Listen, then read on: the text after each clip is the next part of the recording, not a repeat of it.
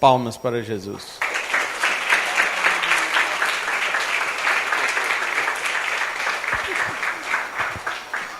Irmãos, pode sentar. Glória a Deus, louvado seja o nome de Jesus.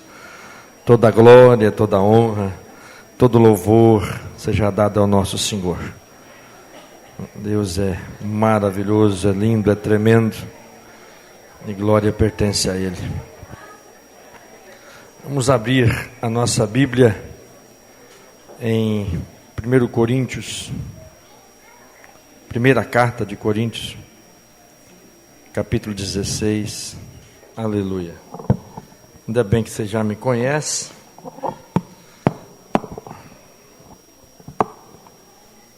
Não é charme, é para cuidar de vocês mesmo. Esse negócio de ser pentecostal, se não coloca o microfone desse aqui parado, vocês não vão ouvir uma pregação, vocês vão assistir uma partida de ping-pong. Para lá, para cá o pregador, vocês vão ficar assim, é até interessante ser filmado daqui para lá quando dá o microfone na minha mão. Os irmãos ficam assim. E por isso eu uso o microfone, até para filmagem fica melhor, porque senão... eu prefiro assim, que não tiro a atenção de vocês, né? Mas amém. Primeira carta de Paulo aos Coríntios, eu quero ler um versículo, a gente vai ler alguns versículos, né? E vamos falar sobre o tema que nos foi proposto nessa manhã, com muito temor e tremor. Acho que é o João que diz, não, esse pastor, não, o João e o Marcelo, sempre diz, pastor Fernando vem aqui só para exortar nós. Eu falei, o problema é dos seis, vocês ficam arrumando esse tema para mim, arruma uns temas mais leves, né? Uns temas assim de prosperidade, alguma coisa assim. Cleilson arruma uns temas para mim e fala, Senhor, tenha de misericórdia da minha alma, né? Mas amém. 16:13 de Coríntios vai nos dizer assim. Eu estou sentindo que a minha vista está ficando fraca. Não era para estar tão fraca assim. Na minha versão transformadora aqui, diz assim: estejam vigilantes, permaneçam firmes na fé, sejam corajosos, sejam fortes. Vou repetir: estejam vigilantes, permaneçam firmes na fé, e sejam corajosos, sejam fortes. A tradução um pouquinho mais quebrada diz assim: vigiai vós, permanecei vós firmes em a fé, portai-vos varonilmente, sede vós fortes. Amém, irmãos? É o tema que está proposto aqui, né? Até que Ele venha, sejamos vigilantes. Esse é o tema que foi colocado para mim, pastor Itamar, hoje de manhã. Vigilância. Você falou sobre oração ontem, né? Isso. E são temas muito próximos e ao mesmo tempo parecem muito corriqueiros e simples para nós. E talvez a simplicidade que traz para nós pregadores um pouco de mais temor ainda, né? Porque aquilo que parece ser simples na Bíblia é muito mais profundo do que nós imaginamos. Mas amém. Louvado seja o nome do Senhor. E vamos aqui dividir com os irmãos aquilo que o Senhor tem ministrado. Estudando esse tema e pensando nisso e lendo e ouvindo, lendo a Bíblia, os vários versículos que falam desse tema, eu me lembrei de algumas coisas. Eu me lembrei de um pregador, século XX, né? Século passado, conhecido de muitos aqui, chamado Jim Swaggart, chamado que teve um ministério conhecido internacionalmente, tinha programa transmitido em centenas de línguas, um cantor fantástico, tocava um piano e cantava demais. Um pregador internacional. Ele caminhava no mesmo nível praticamente de Billy Graham. Os que lembram dele aqui sabem disso. Esse pregador internacional, esse pastor, conhecido mundialmente, ele cedeu à tentação e caiu como uma prostituta. E o ministério dele foi a bancarrotas. Existe um vídeo, inclusive, na internet, ele pedindo perdão para a igreja, em prantos, confessando o seu pecado e pedindo perdão. Você olha para um homem desse, né, uma dimensão dessa, o baque que teve no coração de muitas pessoas da sua época, cedeu à tentação. Em algum momento, ele não vigiou. Em algum momento, ele vacilou. E quantos outros, agora, estava tentando lembrar o nome do abençoado, e lembro e esqueço, mas é um das linhagens de pregadores puritanos, Steve Lawson, é esse mesmo, eu estava lembrando só do Lawson, isso acho que não é ele não, é Steve Lawson. Com muita tristeza foi anunciado esses dias, ele esteve no Brasil, pregou lá no Old School, e pregador, teólogo reformado, puritano, também não vigiou. Me parece, não tenho certeza, que foi adultério. Aí você fica olhando e pensando nisso, sobre a realidade que nós estamos inseridos. Aí você fala assim, não, vamos para a Bíblia, vixe, aí que você acha na Bíblia mesmo. Você começa a achar alguns homens que não vigiaram. Olha o grande Davi, o homem segundo o coração de Deus. Era para ele estar na batalha, na guerra. Não, ele ficou ocioso em casa. Quando ele saiu na varanda, não sei o que Betseba estava fazendo, tomando banho ao ar livre. E esse abençoado desse Davi viu essa mulher. Em vez dele sair correndo, porque um trem desse tem que sair correndo, não é só repreender não, fazer igual o José. Porque se fosse feia, Davi não tinha nem olhado. Como dizia um presbítero lá da Renovada, quando é feio, repreenda o seu nome mesmo. Ele dizia isso. Quando é igual mulher de Potifar e Betseba, tem que sair correndo. Davi não fez isso, ele não vigiou. E ele fez uma traquinagem terrível. O homem segundo o coração de Deus. Vocês sabem que como segundo o coração de Deus não é que ele era perfeito não, mas é que ele era escolhido como Deus queria. Um cara escolhido não vigiou. E a espada não se apartou da casa dele mais. Então quando eu lembro desses exemplos, tanto aí da nossa época, né, como eu disse, século XX, citei dois nomes, um do século XX, outro do século XXI, outro lá da era passada. Podíamos citar um Sansão da vida que vigilância ficou na placenta dele, porque depois que ele nasceu, vigilância não acompanhou ele mais. Mas era a realidade. Mas você olha para esses caras escolhidos por Deus, cheios do Espírito de Deus, tropeçaram feio, que tropeçar a gente tropeça toda hora. Está lutando o tempo todo e às vezes tropeça. Mas os caras tinham uma pedra que dava para desviar e eles não conseguiram desviar. Eles não conseguiram fazer esse feito em dado momento de suas vidas. Não vigiaram. Olha Abraão, pelo amor de Deus.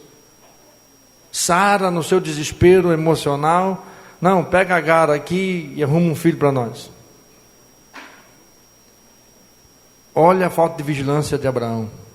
Deus já havia falado para ele que ia dar um filho para ele. Ele não vigiou, foi lá e vamos fazer. Esse menino arrumou uma confusão, até hoje atrapalha essa confusão. E chegou ao ponto de Deus fazer uma coisa inenarrável. Porque foi esse erro de Abraão que levou mais à frente. Deus fala assim para Abraão, agora você obedece a tua mulher. Quando ela mandou ele mandar Agar embora, ele foi falar com Deus. Deus falou assim, uma coisa inenarrável. Ouve a tua mulher, rapaz, obedece. A primeira vez que Deus falou isso na Bíblia, acho que é a última. Mas você vê o que é falta de vigilância, viu, varões? Estou brincando, irmãos, mas é isso. Você está entendendo? Quando eu olho para esse tipo de exemplo, você mergulha num negócio desse aqui, nesses textos de vigilância, e fala, Senhor, se esses cidadãos que conversava com o Senhor, era amigo de Deus, tinha experiências profundas, que eu ainda não cheguei 10, 15% desses camaradas no sentido de conhecer como eles fazem, tem misericórdia de mim. Senhor, precisa vigiar mesmo. Como a gente precisa vigiar? E aí você lê textos e mais textos, como o texto que nós acabamos de ler, de 1 Coríntios 16, 13, onde Paulo está chamando essa amada igreja e dizendo para eles, olha, vigie, estejam vigilantes, permaneçam firmes na fé, sejam corajosos, sejam fortes. Pensa numa igreja difícil, complicada, era Corinto.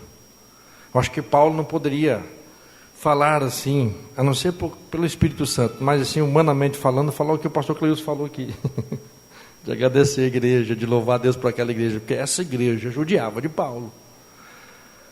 Até falar que a presença dele, a presença dele ali, sua presença pessoal, logicamente, né? Só bem, é fraca. Você só fala de longe, Paulo, você é fraco quando você chega perto.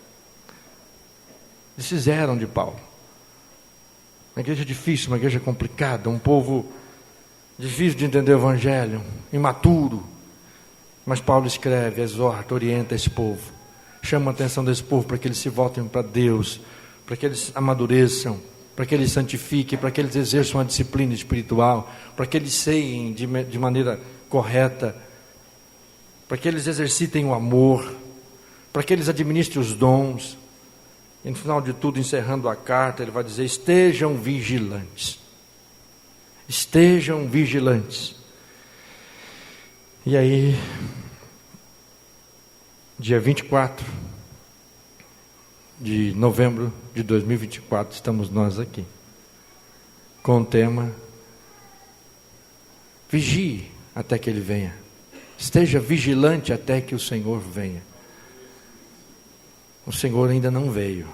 Alguns dos nossos irmãos já partiram e estão com o Senhor, em um lugar especial até que tudo seja consumado.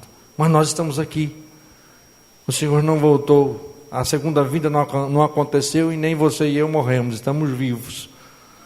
Estamos aqui hoje, em um templo, adorando e glorificando o nome do Senhor. Estudando e pensando sobre isso. Vigiar. Vigilância. Essa palavra vigiar, como está aqui em 1 Coríntios, gregorel, ela aparece 23 vezes no Novo Testamento nessa forma. E ela traz uma compreensão, um entendimento de dar estrita atenção, segundo o Strong dicionário. Ser cauteloso, ser ativo, estar atento, ficar ali em prontidão. Essa é a compreensão. Ele diz assim, até tomar cuidado, a intenção da palavra, tomar cuidado para que, por causa de negligência e indolência, nenhuma calamidade destrutiva repentinamente surpreenda alguém. É estar atento nesse sentido, uma atenção tão intensa para que nenhuma calamidade venha de forma repentina sobre aquele a quem é responsável, tem a responsabilidade de vigiar. E essas 23 ocorrências aí no Novo Testamento estão com essa mesma intencionalidade, de chamar o povo à atenção, a ter essa cautela, estar atento o tempo todo. E aí temos alguns versos que nos fazem pensar acerca disso, que está com essa mesma forma. Tessalonicenses, Jesus morreu por nós para que quer vigiemos, gregorel, quer durmamos, vivamos em união com Ele. Pedro 5,8, sede sóbrios e vigilantes, o diabo vosso adversário anda em derredor como leão que ruge procurando alguém para devorar. Sede sóbrios e vigilante, é o mesmo termo. Lá em Apocalipse 3,2, ser vigilante e consolida o resto que está para morrer, porque não tenho achado íntegras as tuas obras na presença de meu Deus. Apocalipse 3:3, lembra-te, pois, do que tens recebido e ouvido, e guarda-o e arrepende, porque se não vigiardes, virei como ladrão, e não conhecerás de modo algum em que hora virei contra ti. E ainda Apocalipse 16:15, eis que venho como vem um ladrão, bem-aventurados aquele que vigia, Gregorel, e guarda as suas vestes para que não andes nu, e não se vejas a sua vergonha. E outros mais, em termos escatológicos, como Mateus 24:41 e assim por diante. Essa expressão chamando a nossa atenção nas Escrituras por 23 vezes. E tem uma outra expressão que aparece em outro texto, além de vigiar, estar alerta, essa atenção intensa, como diz o dicionário Vine, que esse termo ele contrasta com a falta de firmeza e a indiferença. Ele contrasta, é o contraste, é o contrário disso, a indiferença e a firmeza. Portanto, quem vigia precisa manter a postura firme como um soldado designado para a guarda de uma fortaleza. Precisa também levar em conta todo o perigo em volta, observando atentamente tudo o que ocorre e precavendo-se de possíveis ataques, como os vigias que fazem essas seguranças, por exemplo, de carro forte, ou todo vigilante que é contratado. Essa é a ideia. E aí você tem essa outra expressão, que é agripnel, que traz a compreensão de vigiar, não dormir, cuidar. Isso aparece em Marcos 13:33, Lucas 21:36, Efésios 6:18 e Hebreus 13:17. São 4 vezes que aparece no Novo Testamento essa expressão agripnel, que vem, interessante, da mesma raiz de hipneus ou hipnos, que vem da hipnose. É o contrário da hipnose. Ou seja, a Bíblia também chamando a atenção que você não pode estar passivo, como se estivesse num sono, tem que estar ao contrário disso. Então, tanto essa palavra como a outra traz uma noção para nós sobre vigiar. É não estar dormindo de jeito nenhum, não estar envolvido num sono, na passividade, pelo contrário, estar firme e atento, alerta o tempo todo. Esse é o primeiro pensar acerca de vigilância, entender o que é vigiar. O que o texto bíblico está querendo fazer você e eu pensarmos. Quando ele fala em vigiar, em vigilância, estar vigilantes, quando ele usa esse termo, quando ele usa esse verbo, em determinado tempo, não importa se está no gerúndio, se está no pretérito, se está no presente, no passado, não importa. Importa que a ideia é essa: esteja alerta, esteja atento, não durma, esteja firme no seu posto, esteja com os olhos bem abertos, não esteja passivo, não esteja apático. A primeira coisa que nos faz pensar, quando você vai observar e ver as formas de expressão nos 23 textos que estão no Novo Testamento com um verbo e 4 textos com outro verbo, é a mesma realidade. Seja numa questão escatológica, seja numa questão do dia a dia, seja uma questão de você orar, de você lidar com os problemas do dia a dia. Mas é a mesma realidade, é a mesma situação de nós estarmos com os olhos bem abertos.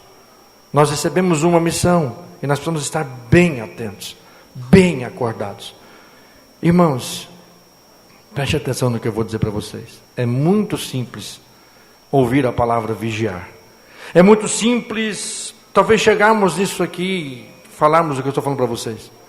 O desafio nosso é viver esse vigiar, principalmente na nossa era, principalmente no nosso tempo, porque o nosso tempo ele é marcado por apatia. O nosso tempo, a nossa geração, ela é marcada por irresponsabilidade. Como assim, pastor? A gente está tão envolvido com tantas coisas. que a gente fica apático com aquilo que não deveria ser apático.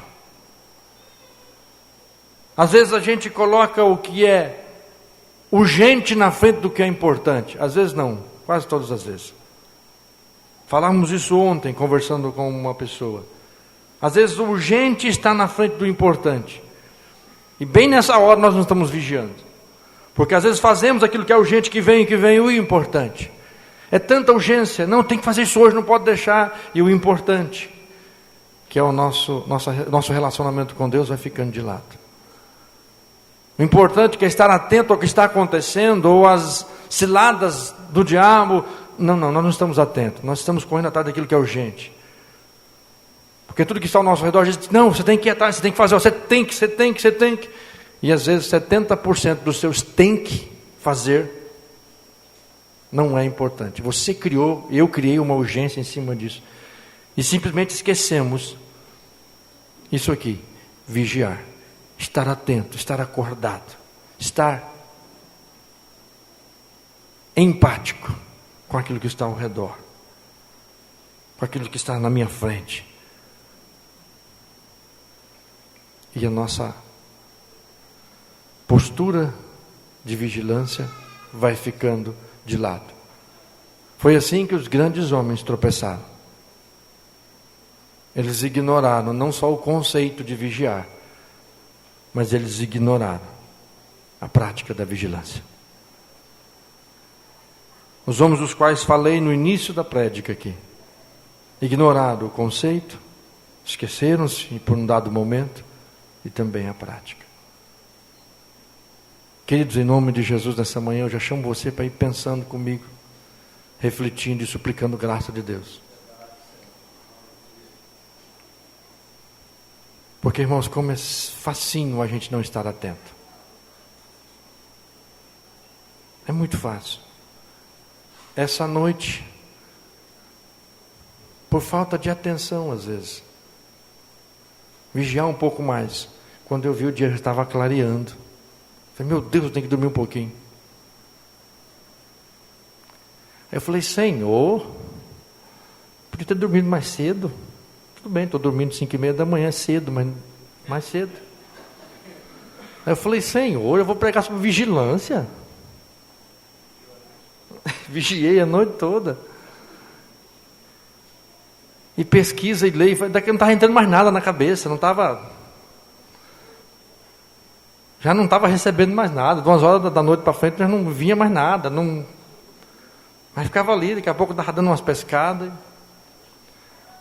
Fala, como é fácil não vigiar, como é fácil não exercitar esse conceito, como é fácil, irmãos. E aí pense nisso. Pense, porque essa facilidade de não exercitar esse conceito, de não respirar esse conceito, de estarmos atentos, de não estarmos passivos, de não estarmos apáticos, deve te preocupar muito mais. A facilidade de eu e você não fazermos isso, deve te preocupar ainda mais. E oxalá que o Senhor te preocupe hoje de manhã.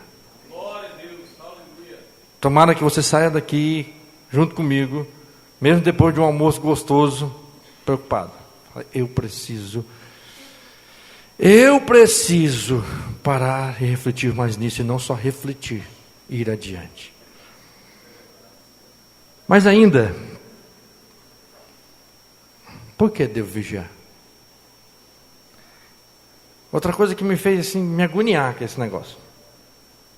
Eu tinha crises maiores. Tinha crises maiores, para você não entender que eu falei mais, mas não é mais maior não. Eu tinha crises maiores. Lá no começo, quando eu estava entendendo a doutrina reformada. Porque falava assim, eu estou eleito. Estou salvo, Henrique. Para que eu tenho que vigiar, pai? Se eu vigiar ou não vigiar, eu estou lá. Oxe, quem garante é ele, eu não preciso. E eu li aquelas parábolas, falei, deve ter alguma coisa errada, eles escreveram errado essas parábolas aqui. Eu lia lá a parábola das 10 virgens, lia aquelas outras parábolas, a parábola da figueira, vigiar. Eu falei, não, tem uma coisa errada. Traduzir errado, não é possível. Então parece assim, quando você não tem essa compreensão, não tem firmado em seu coração a soberania de Deus, parece que é paradoxal, contraditório, aparentes contradições. É como diz aquela frase: para que orar se Deus já sabe?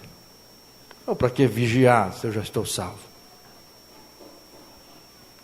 Graças a Deus que a Bíblia não se contradiz, porque o Espírito Santo não é como a gente. E foi Ele quem inspirou a palavra, e Ele é Deus. Então pode parecer, mas não é contradição. É completude. E permita-me ter as minhas crises, né? Se Martim Lutero teve a dele, né? E quis queimar a carta de Tiago, eu não quis nem queimar lá os textos. Martim Lutero, quando viu a carta de Tiago, apavorou, falou: como é que pode um trem desse? Aí João Calvino foi lá e deu uma orientada para ele, e ele entendeu que era uma completude. Está completando, meu filho, o negócio. Então depois que você vai entendendo e desce ao seu coração e você fica em paz sobre a soberania de Deus, você fica em paz sobre a soberania de Deus e compreende profundamente que esse Deus soberano te ensina o porquê de algumas coisas. Então por que devo vigiar? Vocês vão gostar da minha resposta. Porque é uma ordem de Jesus. Ele ordenou. É uma ordem do Novo Testamento. Vigie. Lembra que ele chamou os meninos para orar? Capítulo 26 de Mateus. Chamou os meninos para orar, eles foram orar e tal, aquela coisa toda, daqui a pouco estava dormindo. Que sono miserável que deu ali. Tem hora que eu me coloco no lugar daqueles meninos, tem hora que dá um sono terrível. Não conseguiram. Aí vem Jesus e diz: vigiai, vigiai, a carne de vocês é fraca. Ele não falou só para os discípulos. Essa ordem se estende a nós. Vigiai, o texto que nós lemos em Coríntios. Vigilância, o tempo todo vigiai. Nos sermões escatológicos de Mateus, vigiai, é ordem de Jesus. Por que eu devo vigiar, pastor? Porque é uma ordem dele. E se você um dia entendeu sobre a salvação, entendeu que o Cristo Todo-Poderoso te salvou, o Espírito Santo te fez nascer de novo, e você é filho, você entendeu que você nasceu de novo para obedecer. Para obedecermos. Então vigie, porque é ordem. Por que devo vigiar? Porque é uma ordem. Segundo, porque ainda temos uma natureza adâmica arrastando aqui em nós. Há uma natureza adâmica. O próprio texto de Mateus 26. A carne é fraca. Olha o quanto você e eu somos fracos em termos de carne, da nossa velha natureza. Paulo entra em crise no capítulo 7 de Romanos e fala sobre isso. Miserável homem que sou! Quem me livrará do corpo dessa morte, dessa natureza velha que eu carrego? O bem que eu quero fazer eu não faço, mas o mal que eu não quero está perto de mim. Por que eu tenho que vigiar? Porque mesmo sendo salvo, sendo eleito, você arrasta essa velha natureza. Essa natureza ruim, que Paulo vai dizer aos Gálatas, lá no capítulo 5, versos 16 a 21, sobre os frutos, as obras da carne. E como é facinho fazer aquilo lá. Mesmo os salvos que não praticam, se eles não se cuidarem, eles se deslizam naquilo. E eu vou até lá para vocês lembrar, para vocês verem como é que é fácil. Eu não lembro de cabeça, eu não sou que nem o pastor dos 6. Graças a Deus, que a melhor igreja é a presbiteriana renovada lá, primeiro. Se vocês quiserem ir para lá, é a melhor igreja. No capítulo 5 de Gálatas 16, 21, se falasse, ele recitaria, mas não vou deixar também não. 5,16. E até o olho está falhando aqui já. Quando seguem os desejos da natureza humana, os resultados são extremamente claros. Imoralidade sexual, impureza, sensualidade. Isso é difícil, irmãos. Até os crentes não faz isso, não, de jeito nenhum. Claro que faz, mesmo sendo salvo. Tem um monte de crente, mulher e homem sensual. O cão arruma umas modas e o primeiro que veste é os crentes. Satanás usa um filho dele lá para desenhar umas roupas, umas calças, umas camisas, uns trem. Daqui a pouco os crentes pucam tudo dentro delas. Sabe? Por que eu tenho que vigiar? Porque a tua carne não presta. Dentro da tua nova natureza, o Espírito Santo está bradando na nova natureza, fala, não faz isso, seu miserável, isso aí é errado, e a gente, vai lá e faz. Não, mas a moralidade sexual, não. Essa imundícia dessas redes sociais, cheio de coisa, é facinho, você não precisa nem pesquisar nada. A coisa vem, salta aos olhos. As traições virtuais, os adultérios virtuais. Estou falando para os crentes. E a carne do crente é facinho para ir para essa banda. Não precisa fazer força. Tem que fazer força ao contrário. Por que eu tenho que vigiar? Por causa dessa carne, dessa natureza adâmica. Aí ele fala aqui ciúmes. Não, crente não tem ciúmes. Acesso de raiva, muito menos. Ambição egoísta, imagina. Divisões e dissensões, não faz isso de jeito nenhum. Inveja, bebedeira, isso aqui tem uns que faz. Festanças desregradas, isso o crente quase não faz às vezes. Tem crente que come, que é uma beleza.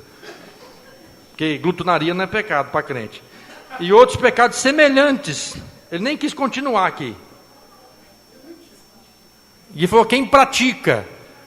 O eleito não pratica. Mas ele corre o risco de deslizar em tudo isso. Porque quem pratica isso, diz o apóstolo do amor, pastor Cleison, João, que é filho do diabo. Esse povo dessa geração não conhece o apóstolo do amor, não. Porque se conhecesse, eles não falavam o que é amor desse jeito que eles falam aí. O apóstolo do amor falou, quem pratica isso? O crente não pratica, mas os crentes deslizam nisso porque arrastam a sua natureza adâmica. Mas por que eu tenho que vigiar? Porque Deus mandou você vigiar. Por que eu tenho que vigiar, pastor? Porque a carne sua e a minha carne é fraca. A nossa natureza adâmica é terrível. E quando a gente... Ai, Jesus, dá lado para ela. Só dá nisso aqui. Dá esse tipo de obra aqui. Porque ela só pende para isso. Mas ainda, por que eu tenho que vigiar, pastor? Porque o nosso adversário, o capiroto, o cramunhão, como diz o pessoal do Nordeste, está o tempo todo querendo embaraçar você e eu, ferir a gente, envergonhar. Vocês lembram de Pedrão? Não, senhor, que isso, você não pode morrer não. Não, se o senhor for para a cruz, eu vou também. Pedro, Satanás pediu para peneirar você. Fico imaginando que conversa foi essa do cão falando para Deus. Deixa eu peneirar aquele camarada, deixa eu pisar nele igual pisa no trigo, deixa eu... Olha a vontade do cão com Pedro. Aí Pedro entendeu isso, porque depois ele cita isso lá, sede sóbrios e vigiais. Sejam vigilantes, o diabo, vosso adversário, está ao nosso derredor, ou ao nosso redor, procurando alguém para engolir. A tradução lá é engolir, é beber, literalmente. Por que eu tenho que vigiar? Porque você tem um inimigo que está babando no canto da boca, doidinho para atrapalhar você. Para embaraçar a tua vida, para ferir você, para embaraçar teu casamento, tua vida financeira, tudo em você. O diabo, ele tem mais fé que você sobre a sua eleição, às vezes. Às vezes, enquanto você está lá em dúvida, será que eu sou eleito mesmo? O diabo fala, seu miserável, você não vê que você é. O diabo acredita mais na tua eleição do que às vezes você e eu. E ele acredita tanto que ele vai te perturbar para te atrapalhar, porque ele sabe que o céu ele não pode tirar de você, mas ele pode fazer a tua vida aqui o inferno. Por que eu tenho que vigiar, pastor? Porque esse inimigo terrível, capítulo 6 de Efésios, verso 11 ao verso 12, olha o que esse miserável fica fazendo, armando astutas ciladas. Sabe aqueles meninos terríveis de antigamente? Hoje não tem, os meninos nem sabem como é que faz isso. Arapuca. Ruma com as arapucas, assim, sai fazendo arapuca para todo canto, para pegar os passarinhos. E põe lá a comidinha que o passarinho engole, ó. Está se entregando ali o menino. Sabe, faz aquele lacinho, faz tudo certinho, levinho, para o passarinho vir, dá uma bicada, tá, já pega ali, ó, a arapuca, já engole o bichinho, depois só vai tirar as penas do bichinho. E vape. Isso acontecia muito. Pastor Augusto Nicodemos conta que quando ele era menino, eles usavam um visgo de jaca e colocavam em cima, isso é coisa de mineiro, porque as bandas do Nordeste, baiano, está vendo? Colocava nos arames, o passarinho sentava e grudava o pé ali, pronto, já era. Não pode fazer isso hoje, viu, moço? Pelo amor de Deus. Vocês vigiam, porque isso dá cadeia, tá? Mas é isso que o diabo faz, fica arrumando visgo de jaca para você em alguns lugares. Isso é ciladas astutas, ele tem astúcia. Você acha que ele ia ficar armando isso se ele não tivesse vontade de fazer algo com você? E se ele não soubesse que por causa da tua infidelidade, da minha infidelidade, a gente pode cair nessas astutas ciladas dele? Então é por isso que eu e você temos que vigiar. Porque primeiro é uma ordem de Deus. Se parasse por aí já estava bom. Não precisava nem mais nenhum argumento, mas ainda usei mais 2 argumentos para mim e para você. Primeiro porque Deus ordenou, segundo porque nossa natureza adâmica está sendo arrastada por nós ali, e terceiro porque o diabo, o teu adversário, está doidinho para atrapalhar você. 3 razões para você vigiar. Para você estar atento, você estar acordado, você estar em... Meu Deus do céu, eu estou num campo minado. Tinha um campo de concentração na época dos nazistas, eu não me lembro o nome. Poder, eu sou alemão, mas não lembro dessas coisas, nem quero. Que alguns camaradas fugiram de lá. Não é isso, não é outro nome. É outro nome. E os camaradas fugiam, iam para a mata. E teve alguns que conseguiram fugir, mas tinha um momento em que eles cortavam o arame para fugir. E tinha uns desesperados que saíam correndo para fugir quando cortavam o arame. Mas muitos eram despedaçados, porque depois, por fora do arame, estava cheio de minas terrestres. E eles pisavam e muitos morreram em minas. Eles viam o arame cortado e saíam correndo sem vigilância alguma. E é lógico que o inimigo não ia deixar a coisa tão fácil assim. Ele ia arrumar astutas, ciladas ali. E muitos deles foram dizimados por isso. E às vezes nós não estamos atentos. E a gente entra nessas. Irmãos, preste atenção em nome de Jesus. Saia daqui, principalmente nós, tá? Pastor Itamar, eu não sei. Estou brincando, pastor Itamar. Mas você que diz crer que você é eleito, que você é predestinado, que a salvação está garantida, por isso que eu brinquei com o pastor Itamar. Você que crê dessa forma, você tem a tendência de achar que não precisa fazer mais nada. Você não precisa fazer mais nada para ser salvo, na dica de nada. Mas como salvo, meu filho, no mínimo você tem que obedecer. Porque essa é a marca de um salvo. Se você não obedece, você está dizendo, eu não entendi nada. Se eu não estou nem aí para vigiar, você está dizendo com as tuas obras, eu não entendi nada de evangelho. Eu não nasci de novo coisa nenhuma, porque quem nasce de novo enxerga. Quem nasce de novo, já diz o nome, ele volta à vida, ele começa a enxergar tudo que está ao redor dele, ele entende que é uma batalha muito grande ao redor dele. Na verdade, aquele crente, desculpa a expressão, meio mocorongo, está nem aí, é porque ele só é um crente só de igreja, ele não entendeu o evangelho, porque quando ele entende o evangelho, ele entendeu que o Senhor o chamou das trevas para a luz, e quando ele está na luz, agora ele é inimigo daquele que o escravizava. Porque antes de você vir para a luz, você era inimigo de Deus, não tinha chance. Agora Jesus te traz para cá, te coloca na luz, no reino do Filho do seu amor, como diz Colossenses. E agora você estando no reino de Deus, o diabo fica babando para vir contra você. E ele sabe que a tua carne é fraca. Então preste atenção nisso. Será que você está convencido a vigiar? Eu não quero que você sonhe, não, ver o diabo babando na tua frente para você precisar vigiar. Não precisa disso. Você acordar, ai Jesus, ainda bem que era um sonho. Tomara que não precisa acontecer isso com você. Mas se você é salvo em Cristo Jesus, presta atenção, Deus mandou você vigiar. Mesmo que o teu carimbo, já tenha carimbo no seu passaporte. Mesmo que você já esteja selado com o Espírito Santo. Se você está selado, você vigia, meu santo. Porque você tem noção das coisas. Você fica atento, você não fica cochilando, não fica dormindo, não fica hipnotizado com as coisas dessa vida. Você não fica, você fica atento. Porque Jesus mandou, porque você é fraco e o diabo não gosta da sua cara. Aí eu faço outra pergunta. Com relação a quem ou a que devo estar vigilante? Tá, eu tenho que vigiar. Isso já me convenceu, mas com relação a que e a quem eu preciso estar vigilante? Primeiro, quando você vai ler ali em Mateus 24, 32 a 51, depois Mateus 25, 1 a 13, você vai ver as parábolas. que segue-se ao sermão de Jesus sobre as últimas coisas. Jesus falando sobre os acontecimentos futuros. Jesus falando sobre a escatologia. E que ele vai voltar. E que antes dele voltar vão ter tempos terríveis. Difíceis. Vão ter tempos que nunca houve na terra e jamais haverão. E aí, nas parábolas, no final das parábolas, ele vai dizer: vigia, você não sabe o dia e nem a hora. Nós precisamos estar atentos com relação aos sinais da vinda do Senhor. Com relação aos sinais e a vinda do Senhor. A Bíblia chama a sua e a minha atenção. Ele fala: esteja atento. Vocês não sabem da figueira? Tem gente que espiritualiza aquele texto ali. Não sei se o pastor Cleio espiritualiza, se estou brincando também. Acho que não. Que a figueira é Israel, quando brota, tá... Jesus contou uma parábola, irmãos, para os fariseus. Falou: ó, figueira, quando brota, vocês não sabem que está vindo o verão?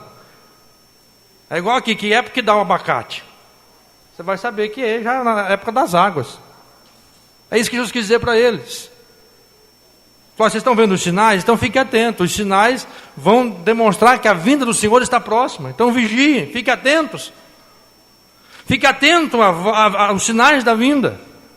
Mas não é para ficar neurótico, é para ficar atento, porque os sinais da vinda mostram para nós que a Bíblia é tão real quanto nós imaginamos, é tão verdade quanto nós imaginamos.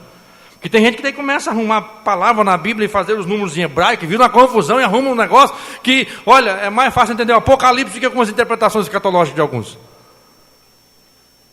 Mas a verdade é que você tem que estar atento a isso.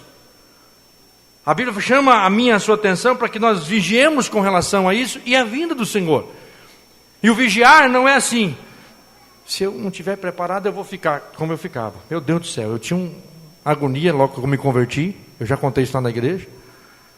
O pastor Gilberto se converteu primeiro, o pastor Itamar, meu irmão. E esse abençoado pregava. Na nossa igreja pregava tanto sobre a volta de Jesus, que os desenhinhos da placa eram 2 trombetas. Pregava tanto sobre a volta de Jesus que teve uma irmã da nossa igreja que ela estava caminhando na Major Amarante, ela estava desviada. E estava, não sei que dia que era, sei que o caminhão de bombeiro buzinou, ela pensou que era a trombeta que estava tocando e ela estava ficando. Literalmente, isso aconteceu.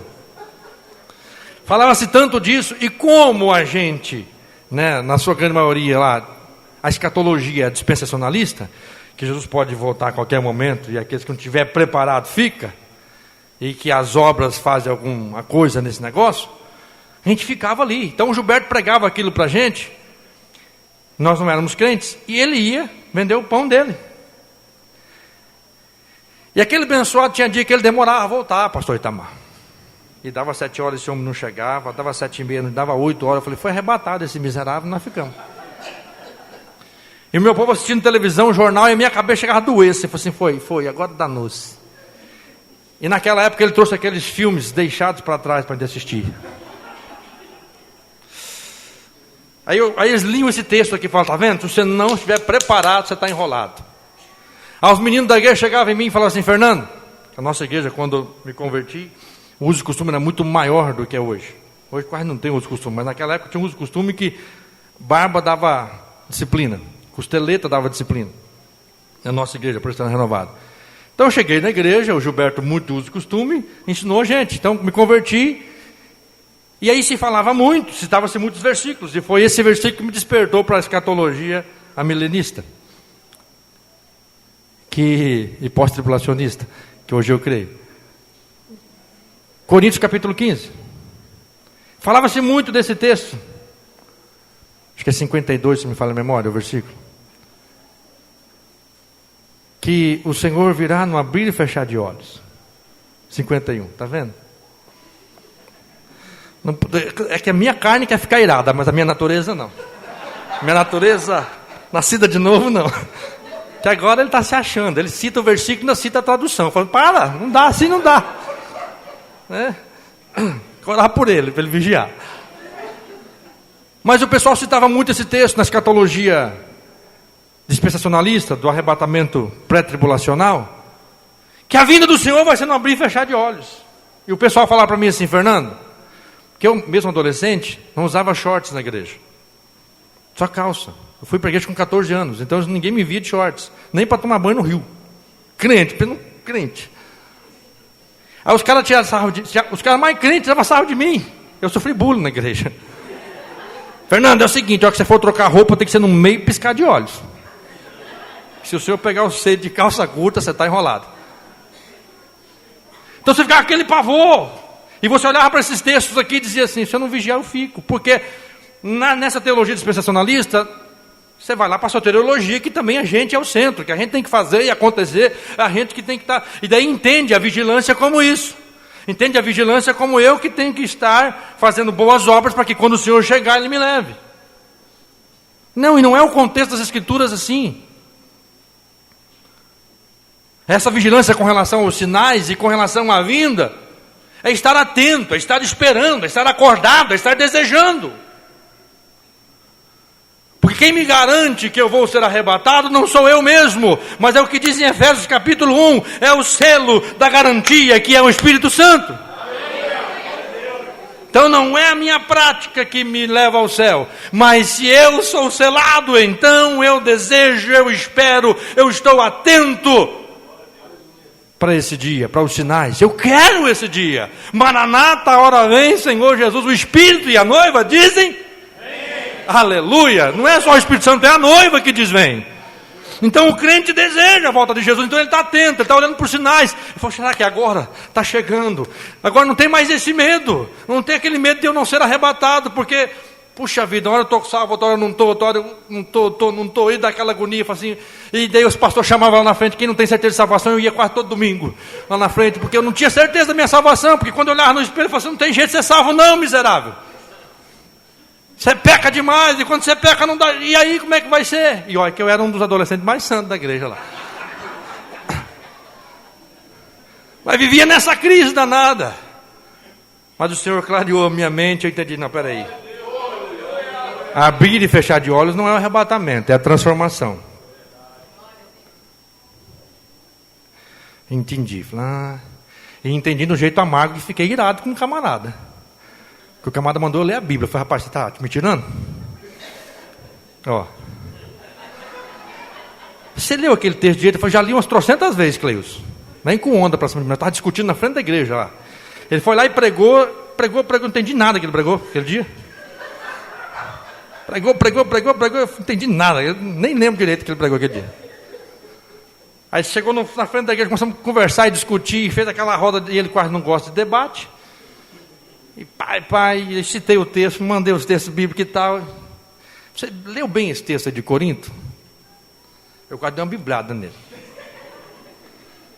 Já tinha lido umas 300 vezes. Mas quando você vai para um texto com um conceito pré-concebido, você não vai conseguir entendê-lo. Eu falei, não, esse cara está me tirando. Cheguei em casa, eu fui ler.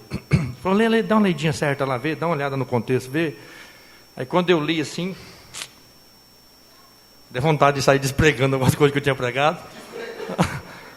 Irmãos, quando você aprende uns negócios, fala assim, Senhor, não vou ter oportunidade de voltar naquela igreja e dizer para os irmãos que eu preguei errado. Porque eu já era pregador, mas já pregava em alguns lugares já. Sangue do Cordeiro, Deus me ajude.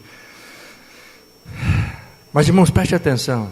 Você precisa vigiar com relação aos sinais e a vinda do Senhor. E vigiar não é ficar com medo que a hora que a trombeta tocar você vai perder, não. Vigiar é desejar, é querer, estar atento. Oh, Senhor, venha mesmo, Jesus. Eu estou aqui. Senhor, eu dei umas tropeçadas aqui, mas tem misericórdia da minha vida, porque eu quero estar com o Senhor para sempre. Eu quero ser transformado. Eu quero receber um novo corpo. Eu quero morar nesse novo céu e nova terra. Bendito seja o Senhor. Aleluia. Então, meu irmão e minha irmã, vigie com relação à segunda vinda. Porque tem um monte de crente que não está nem acreditando mais na segunda vinda. Crente, que diz que é crente, essa coisa aí que eu não posso nem falar aqui. Não acredita mais não, eles querem prosperidade, eles querem a pregação coach, eles querem esse negócio aí que está saindo por aí, está até saindo de moda, já está vindo outras coisas. Eles querem essa boa vida aqui, eles não querem sair daqui. Não, crente de verdade, ele vigia. Porque ele não sabe a hora, ele sabe dos sinais. A hora exata o Senhor não falou. Como ele disse na parábola, no capítulo 25. Olha, Se o dono da casa soubesse, capítulo 24, se ele soubesse que hora vem um ladrão, ele ficaria certinho já. Você não precisa nem estar muito vigiando. Se você soubesse que Jesus vai voltar, dia 31 de dezembro de 2024, você tinha uns clientes que já ia fazer farra, né? Falava, até lá eu me conserto, faço uma farra, conserto. Daquela tensão, eu já sei que vai chegar lá, mas o Senhor, graças a Deus, não deu esse dia, justamente porque a gente não presta. Falou, não vou dar o dia para vocês não, vocês não vão saber o dia e a hora não, vocês vão saber que está perto. Os crentes verdadeiros, genuínos, vão saber que estão perto. Os genuínos vão fazer como o servo vigilante da parábola, no capítulo 24 também. O servo mau, que representa os ímpios, o Senhor sai da casa, eles estão nem aí, vamos farrear, vamos bagunçar, vamos fazer não sei o quê. O servo vigilante está ali, cuidando, tudo certinho. Ele não sabe a hora que o Senhor vai voltar. Mas ele deseja, ele espera. E o desejo dele é tão grande que ele se mantém fiel ao Senhor. Pastor, com relação ao que eu tenho que vigiar. Vocês viram que eu falei na outra divisão, agora quase repetindo. Você tem que, porque com relação a quem que eu tenho que vigiar? A quem eu tenho que estar atento? A você mesmo. Primeiro, os sinais da vinda e a vinda do Senhor. Depois, com relação a você mesmo, você tem que estar vigilante com você. Olha no espelho e fala contigo mesmo. Estou de olho no você, miserável. Você tem que estar vigilante com você, porque você te trai o tempo todo. Tá? Você, o Senhor, ele tem que livrar nós de nós mesmos. Porque a gente é tão egoísta, tão arrogante, tão soberbo, tão cheio de si, que a gente faz bobagem demais. Então você tem que estar vigiando com relação a você mesmo. Olha para você mesmo, a sua natureza. Lembra que eu falei natureza fraca? Então vigie com relação a você mesmo. A gente tem costume de olhar muito para os outros. É interessante que tem gente que olha para o defeito do outro e tem vontade de sufocar e estrangular o outro. Você fala assim, mas você está vendo a vontade que você está tendo? Às vezes a pessoa faz uma raiva, o irmão faz uma raiva para você, você fala assim, oh meu Deus do céu, me perdoa porque eu fico à vontade de estrangular, porque aquela pessoa merece. Aí você nem percebeu que você está com sentimento de assassinato. E o irmão lá, às vezes, só sentou no seu lugar. Olha que diferença. O irmão sentou no lugar do outro na igreja, a irmã chega e sentar no meu lugar. Ai, Senhor, me segura, porque dá vontade de dar uns tapas. Sabe que essa pessoa, esses crentes não aprendem. Aí dá vontade de falar, você não está vendo que você também não aprendeu, miserável. Tem crente que acusa o outro fazendo pior. Por isso a Bíblia está dizendo, ei, vigie acerca de você mesmo. Seja vigilante. Esteja atento, não esteja cochilando com você mesmo, não. Você é seu inimigo. Você tenta se sabotar o tempo todo. Aliás, a tua velha natureza. Arruma confusão para o seu tempo todo. Ou você acha que é a nova natureza que quer brigar no trânsito? Ou você acha que é a tua nova natureza que quer brigar com a pessoa lá na pizzaria porque não veio a pizza do jeito que você quis? Ou você acha que é a tua nova natureza que quer brigar com o teu esposo, com a tua esposa? Não, é a tua velha natureza. Por isso que a Bíblia fala, crucifica esse velho homem lá, mantém ele embaixo dos teus pés, amarra esse bicho aí. Porque se esse Adão fluir, essa Eva fluir, vai ter problema. Então vigie com a sua própria natureza. Terceiro lugar, tem que vigiar com relação ao meu adversário. É ordem bíblica, vigiai, sede sóbrio com seu adversário. Efésios capítulo 6. Ei, estejam atentos, cuidado com isso, cuidado com ele. Tome cuidado, ele está armando ciladas. Há uma luta entre a carne, uma luta espiritual, não é contra a carne, não. Tome cuidado com ele, vigie com ele. Não é só saber que ele está contra mim, agora eu tenho que entender que eu tenho que vigiar com relação a ele. Deixa eu colocar para cá, não fica para o teu lado. Com relação a ele, para a esquerda é melhor, coisa do inimigo. Que eu estou apontando para o Cleilson, fica ruim, tem que apontar para cá. Henrique, fica meio para lá. Queridos, preste atenção nisso. Eu entendi que o diabo está babando, e tá aí, com quem que eu tenho que vigiar? Com ele. Por saber que ele está babando para querer te engolir, te beber, você fala assim, eu tenho que tomar cuidado com esse miserável. Ele não está brincando comigo, ele não está brincando com a minha casa, ele não está brincando com a minha família, ele não está brincando com os meus filhos, ele não está brincando com o meu ministério, ele não está brincando. Enquanto eu às vezes estou aí em berço esplêndido, dengoso com alguma coisa na igreja, o diabo não perde tempo. Você tem que vigiar com ele, estar atento, não ignorá-lo, não estar hipnotizado, porque o inimigo quer te hipnotizar com as coisas dessa vida, para que você esqueça o que realmente importa. O diabo quer hipnotizar você e eu com nossa própria arrogância, pensando que a gente faz e acontece, e de repente a gente está lá envolvido, e achando que a gente que faz as coisas render e funcionar. Não, não é você. Se você pertence ao Senhor, tudo é para a glória e louvor dEle. Bendito seja o Senhor. E por último, esse relógio aqui não é bom, não. Juízo. Olha isso aqui que interessante. Com relação a que e a quem eu devo estar vigilante, pastor? Com relação aos sinais e à vinda do Senhor, com relação a si mesmo, com relação aos meus adversários e com relação ao juízo disciplinador de Deus. Como assim, pastor Fernando? Irmãos, nós crentes não vamos pagar nada depois daqui, não. Nós não vamos colher nada depois que partir daqui, seja morte ou seja arrebatamento. Você tem convicção disso? Os ímpios, tem uns ímpios que morrem, que você fala assim, podia ter sofrido mais, né? Miserável, fez tanta coisa ruim. E tem uns caras que morrem assim. Você fala, puxa, a vida morreu tão tranquilo. Mas o pagamento dele é uma eternidade no inferno. Ele vai ter que pagar. Crente não. Mas daí? Como é que a gente faz com a nossa desobediência? Você acha que você vai colher aonde a tua desobediência? No céu? Não. Você acha que eu vou colher aonde a minha falta de vigilância? Não é só o diabo ainda não é tão preocupante. Mas Deus olhar para você e falar assim, vem cá, deixa eu conversar com você. Aí Davi fala assim, dura coisa é cair na mão de um Deus vivo. E vai o escritor dos Hebreus e repete ainda, fala, nossa Jesus. Horrenda coisa é cair na mão de um Deus vivo.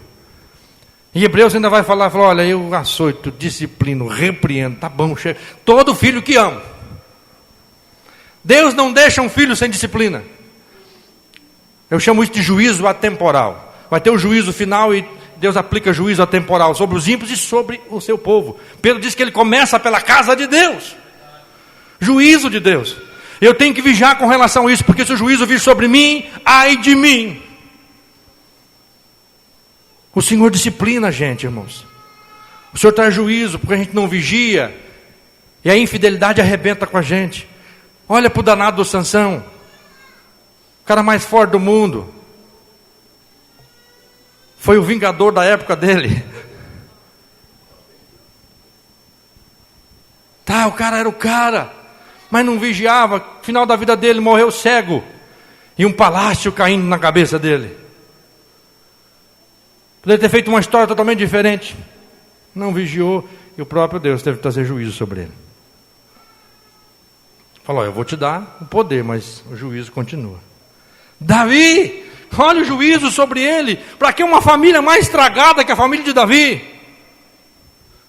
Olha o juízo de Deus. E o próprio Natan falou para Davi.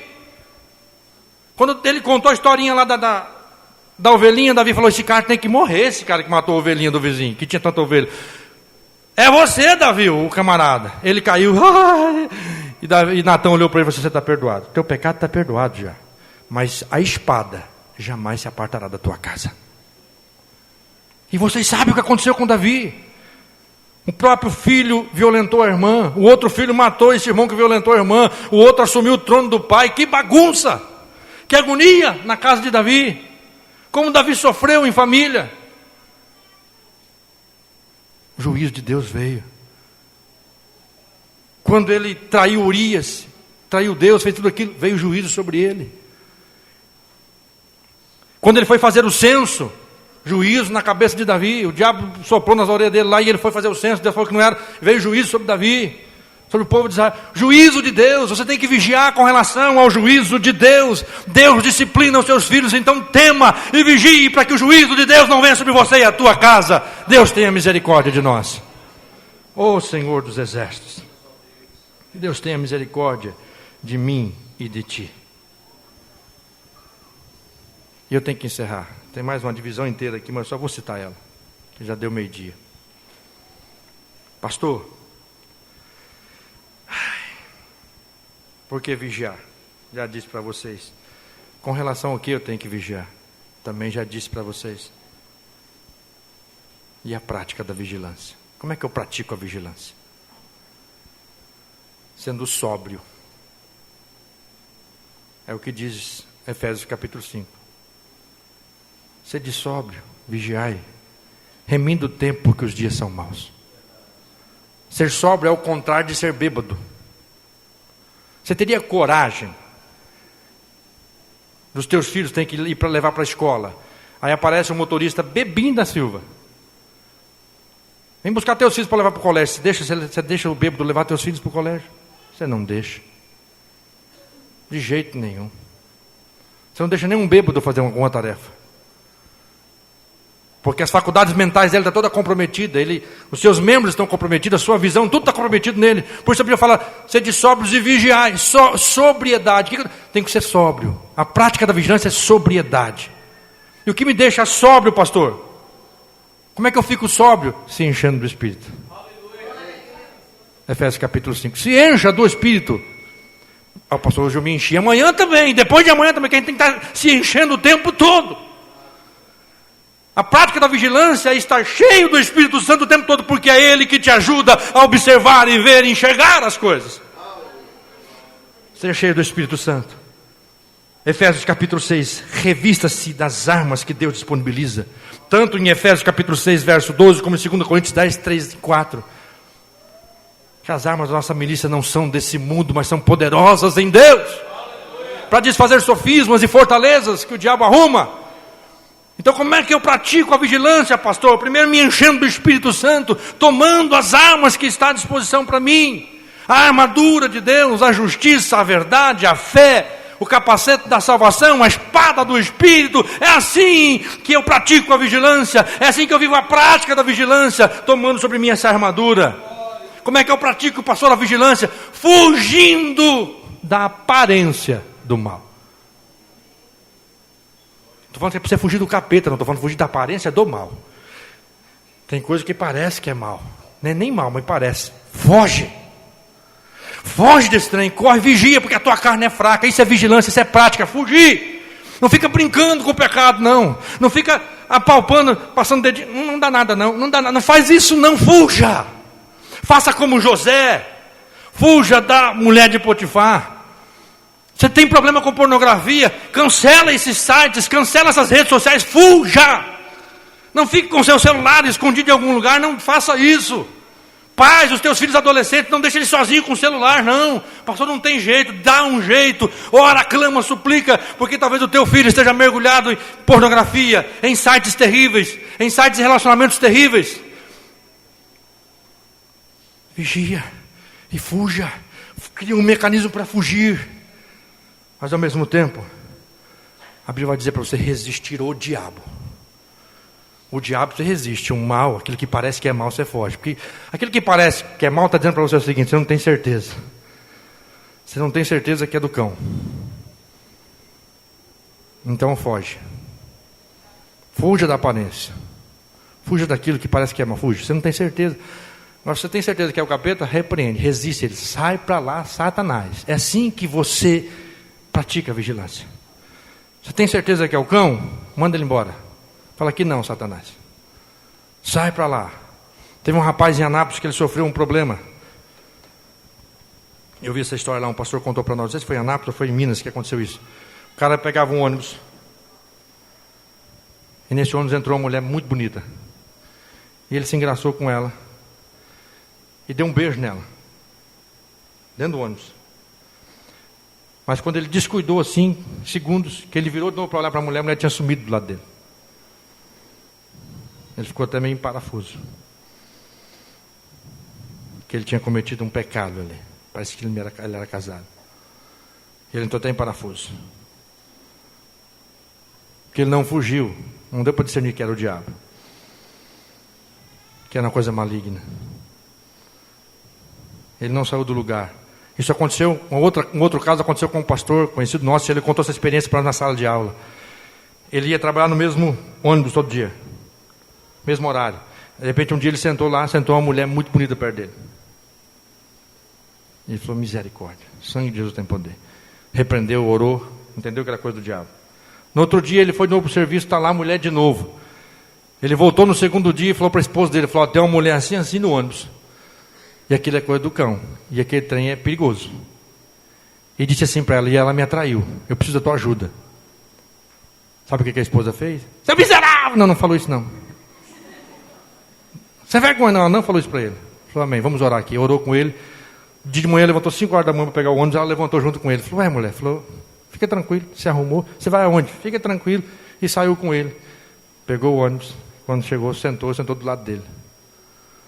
E abraçou com ele. E a mulher sumiu. A mulher que veio perturbar o pastor. Esse pastor eu conheço pessoalmente. Foi meu professor. Não dá corda. Fuja da aparência do mal. Cria mecanismo para você praticar essa vigilância. Pratique essa vigilância, pelo amor de Deus. Se encha do Espírito Santo. Fuja da aparência do mal. Não ignore a batalha espiritual que está ao seu redor, ao nosso redor. Não ignore. E não se esqueça. Você está em Cristo. Você é mais do que vencedor. Convido você a ficar de pé. Tá bom, chega de eu falar hoje.